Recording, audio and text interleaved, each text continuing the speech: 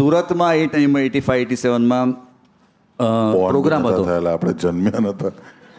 હા, એટલે તમારા બર્થ પહેલાની વાત છે. 85-87. તો એ વખતે એક સુરતના બહુ જાણીતા ઓર્ગેનાઇઝર એને શો કર્યો અને એમાં સાહેબ 2 રશિયન ડાન્સર એ જમાનામાં.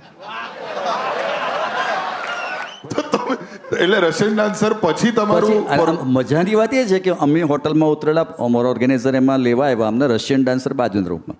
હવે અમે લોકો મને ગાડીમાં બેસાડ્યા અને એ વખતે મારુતિ વેન એટલે મોટી વાત હતી. વેન આવતી હતી, વેનમાં લેવા આવ્યા છે.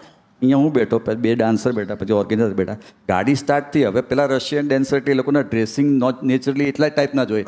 પેલો ઓર્ગેનાઇઝર મને કે નેચરલી આને કો હરખા કપડાં પહેરે ને એટલે વરાછાની પબ્લિક માર હે હું એમ કહેતા. મેં કીધું યાર મેં બુક કરી છે આને યાર, તમે તો યાર મને એવું કહો છો મેં બુક કરી હોય યાર, મારે તો મિમિક્રી કરવાની, તમે કહો યાર પૈસા તમારે આપવાના છે યાર. કે ના હું ના કહું, તું એને વાત કર કપડા ઢંગ ના પહેરે યાર કે. એટલે એની એક્ઝિટ પછી રજૂ કરે છે આપની સમક્ષ જોરદાર મિમિક્રી નીરવ મહેતા. આપણી હાલત સખત થઈ જાય યાર કે હવે સાલું શું બોલું.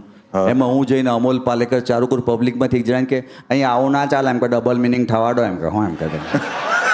અમોલ પાલેકર ચાલે ને હું આટામાં હું એ બોલ કરો એમ કહેતા. અહીંયા સૂટી વાત નહીં કરવાની, ચોખ્ખી વાત નહીં, ડબલ મિનિંગ થવાડો એમ કે. પૂર્તિ તો એવો હોય એ લોકોનું ખાવાના બી લોચો જ છે.